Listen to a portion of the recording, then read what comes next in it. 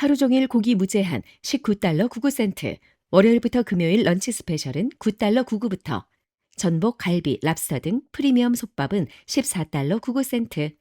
코리아 가든. 오늘은 스와니에서 특별한 맛을 만나보세요. 소중한 고객 한 분 한 분이 활짝 웃으시는 그 순간까지 하하보험이 함께합니다.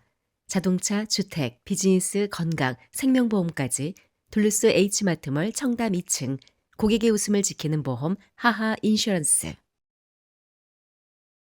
8월 18일 화요일 뉴스웨이브 투5 소리뉴스입니다. 조지아 연방 상원의원 선거가 80일도 채 남지 않은 가운데 민주당 존 오소프 연방 상원의원이 애틀란타 미드타운에서 대규모 유세를 열고 본격적인 지지층 결집에 나섰습니다. 오소프 의원은 16일 오후 열린 유세에서 생활비 상승과 의료비 부담 등 조지아 주민들이 체감하는 경제 문제를 집중적으로 거론하며 오는 11월 본선에서 맞붙는 공화당 마이크 콜린스 연방 하원의원을 정조준했습니다. 현장에는 수백 명에서 1,000명 이상의 지지자들이 모인 것으로 지역 언론들은 전했습니다. 오소프 의원은 식료품과 전기료, 커피, 자녀 학용품, 농기계 등에 이르기까지 일상생활에 필요한 비용이 크게 올랐다며 서민과 중산층의 경제적 부담을 주요 선거 이슈로 내세웠습니다. 그는 조지아 주민들은 더 열심히, 더 오래 일하고 있지만 각종 청구서는 계속 늘어나고 있다며 물가 상승으로 가계 부담이 커지고 있다고 강조했습니다. 특히 의료비 문제도 이번 선거의 주요 쟁점으로 부각됐습니다. 유세에 참석한 일부 지지자들은 건강보험 비용 상승과 조지아주의 메디케이드 확대 필요성을 거론하며 의료비 부담 완화를 요구했습니다. 오소프 의원은 이날 경쟁자인 콜린스 의원에 대한 공세도 강화했습니다. 그는 콜린스 후보의 관세와 의료 정책 등에 대해 비판하면서 조지아는 더 나은 선택을 할 자격이 있다고 주장했습니다. 다만 콜린스 측은 최근 자신을 둘러싼 일부 비판에 대해 연방기관의 권한 남용에 대한 책임을 강조한 것이며 특정인에게 자동적인 정부 보상을 지급하자는 입장은 아니라고 반박했습니다. 또한 오소프 의원은 이번 선거운동이 민주당 지지층에만 국한된 캠페인이 아니라는 점도 강조했습니다. 그는 상식과 능력, 수준 높은 공공서비스를 원하는 모든 사람을 위한 캠페인이라며 정당을 넘어 조지아 주민들을 하나로 모으겠다는 메시지를 내놨습니다. 한편 조지아 상원의원 선거는 오는 11월 3일 실시되며 조기 투표는 10월 13일부터 30일까지 진행될 예정입니다. 오소프 의원과 콜린스 의원의 맞대결이 본격화되면서 생활비와 의료비, 관세 및 경제정책 등이 막판 선거 전의 핵심 쟁점으로 떠오를 전망입니다. 미국의 인구 이동이 남부와 로키 산맥을 중심으로 한 서부 지역으로 집중되고 있는 것으로 나타났습니다. 사우스캐롤라이나가 전국에서 가장 높은 인구 증가율을 기록한 가운데 조지아주도 0.88% 증가하며 전국 11위에 올랐습니다. 금융정보업체 스마트 에셋이 최근 발표한 미국 주별 인구 동향 분석에 따르면 2024년부터 2025년 사이 사우스캐롤라이나의 인구는 1.46% 증가한 것으로 집계돼 전국 1위를 차지했습니다.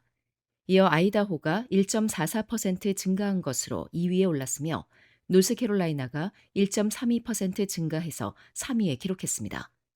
텍사스는 1.25% 증가한 4위, 유타는 1.03% 증가해 5위를 차지했습니다. 이에 따라 인구 증가율 상위 5개 주가 모두 남부 또는 로키 산맥 지역에 집중된 것으로 나타났습니다. 6위는 델라웨어로 0.94% 증가했으며 워싱턴 0.92%, 애리조나 0.89%가 뒤를 이었습니다. 네바다와 테네시는 각각 0.88%의 증가율을 기록했습니다.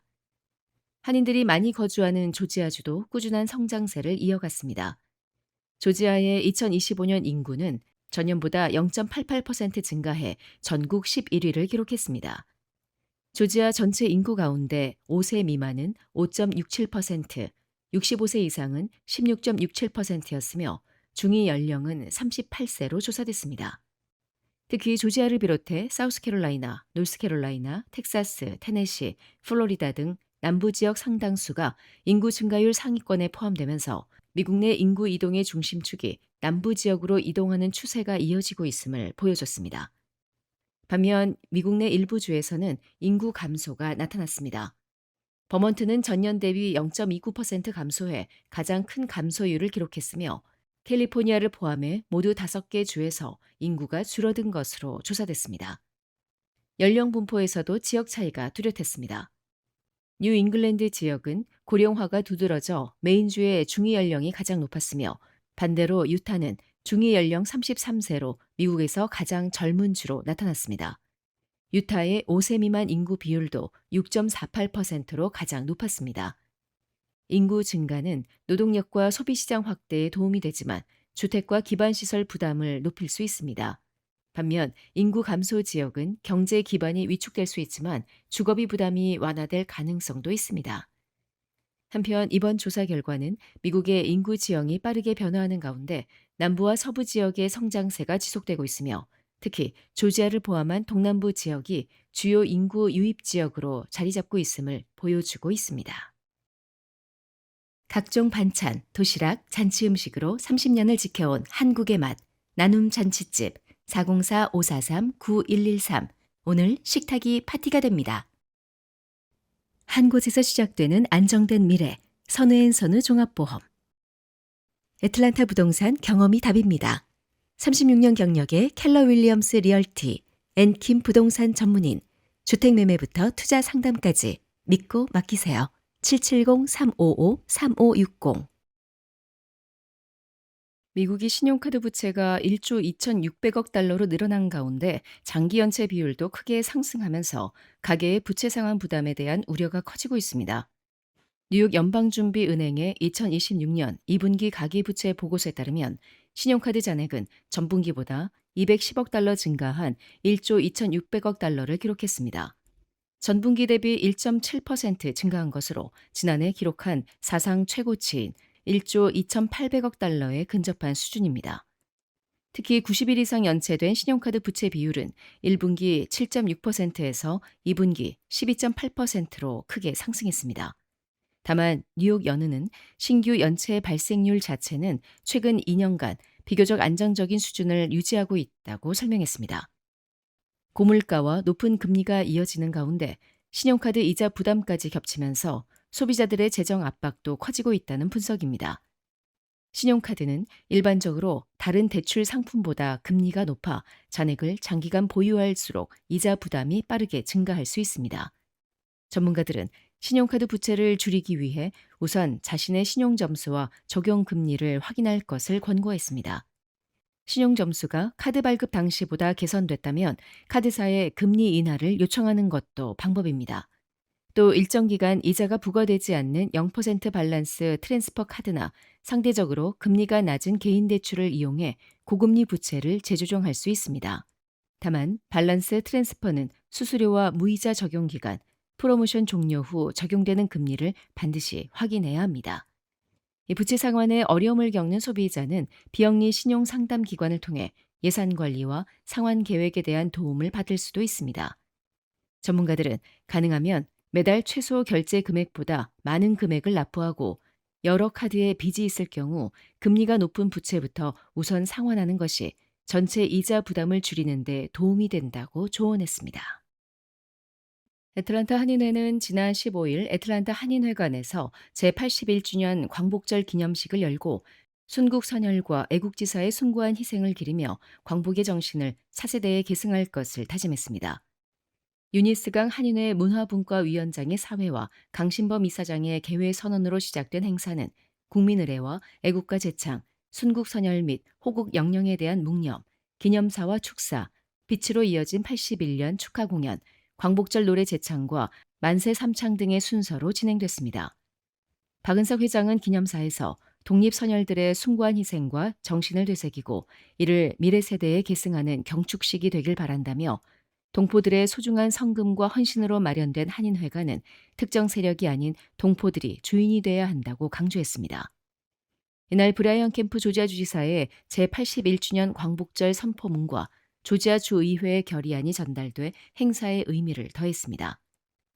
캠프 주지사는 선포문을 통해 조지아주는 주 전역의 한국계 미국인과 함께 광복절을 큰 경애와 자부심으로 기념한다며 광복절은 자유와 민족 자결 그리고 모두를 위한 평화와 번영의 가치를 강력히 일깨워준다고 밝혔습니다.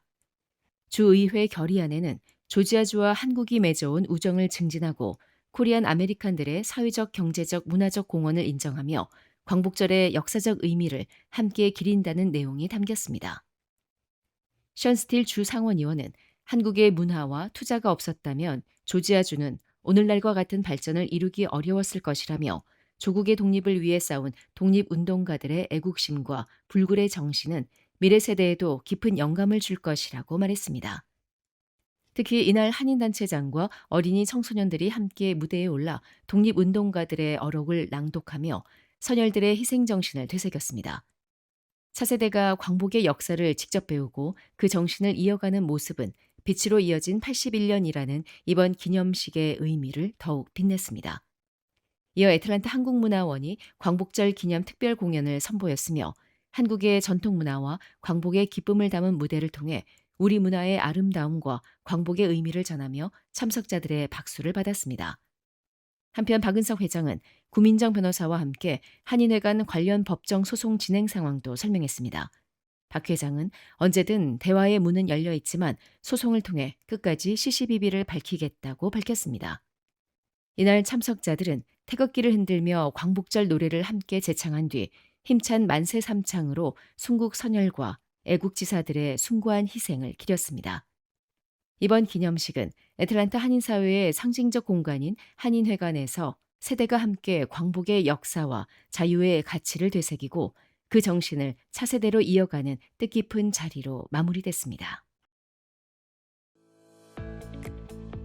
지금까지 8월 18일 화요일 소리뉴스였습니다. 행복한 하루 보내십시오. 고맙습니다.